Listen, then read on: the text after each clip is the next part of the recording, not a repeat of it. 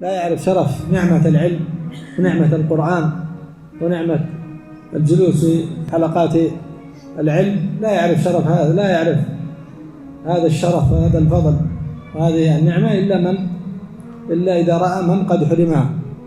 تجد أن الجاهل إذا يفعل العبادة لربما لا يدري هل وافق الشرع أو لم يوافق.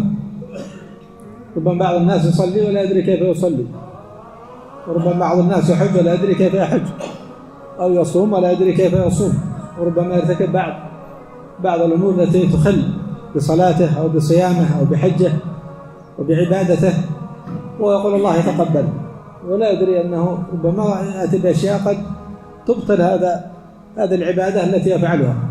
كما قال النبي عليه الصلاة والسلام للرجل: صلي فإنك لم تصلي. الرجل كان يصلي لكن كان يأتي بأمر يبطل هذه الصلاة، لا يطمئن في صلاته، كان يصلي ويرجع من الصلاة، فقل له النبي صلى الله عليه وسلم: ارجع فصلي فإنك لم تصلي. يرجع فيصلي، ثم في آخر الأمر قال: علمني يا رسول الله، فوالله إني لا أحسن غير هذه الصلاة. معنى ذلك أنه كان يؤدي العبادة لكن بوجه لا تصح معه هذه العبادة، لأنه خلى بركن من أركانها وهو الطمأنينة، ما كان يطمئن في صلاته. فلذلك الإنسان لا يعرف شرف وفضل العلم إلا إذا رأى من حرم هذا العلم. يجد بعض الناس يؤدي الصلاة وهو يخل بأركان من أركان الصلاة، يخل بركن من أركان الصلاة. أو تجد بعض الناس يحج ويأتي بما يخل بركن من أركان الحج، أو بما يفسد الحج، أو بما ينقص الحج، وهكذا في عامة العبادات. وكذلك يعرف الإنسان شرف العلم إذا رأى، وما يتصل بالكلام الأول كذلك العبادة لا تقبل إلا بشرطين. أي عبادة لا تقبل إلا بشرطين: الإخلاص، والثاني المتابعة. كيف سيعرف الإنسان أنه تابع الشرع؟ هذا لا تأتي إلا إذا تعلم. هل أنا فعلت العبادة على الوجه الشرعي الذي تصح معه هذه العبادة أم لا؟ لا يعرف هذا إلا إذا تعلم، يعرف أنه أخل أو لم يخل، ويعرف أنه أتى بالعبادة على الوجه المطلوب أو أتى بالعبادة على غير الوجه المطلوب. هذا لا يكون إلا إذا تعلم.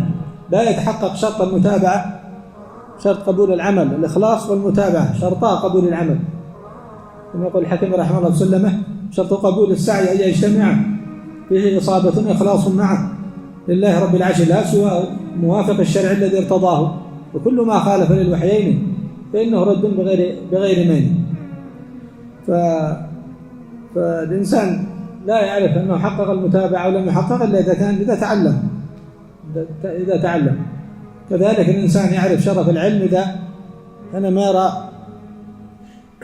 يرى الأهواء المختلفة بالناس، ويرى الفرقة التي ضربت الناس، وكل يدعي وصلا لليلى، وليلى لا تقر لهم بذاك. إذا اشتبكت دموع في خدود تبين من بكى ممن تباكى. ونحن نعيش في زمن يعني افتح النت كم تجد من كل يدلي بما عنده، وهذا على رأي، وهذا على طريق، وهذا على فكرة، وهذا على. فالإنسان إذا تعلم يعرف الصواب. العلم يجلو العمى عن قلب صاحبه كما يجلي سواد الظلمة القمر. العلم يجلي له الأمور وتتضح له السبل، يتضح له السبيل الذي قال الله عز وجل عنه: وأن هذا صراطي مستقيما فاتبعوه ولا تتبعوا السبل فتفرق بكم عن سبيله. الإنسان إذا تعلم يعرف أن هذا على صواب وليس على صواب، لأن أبواق الباطل كثيرة.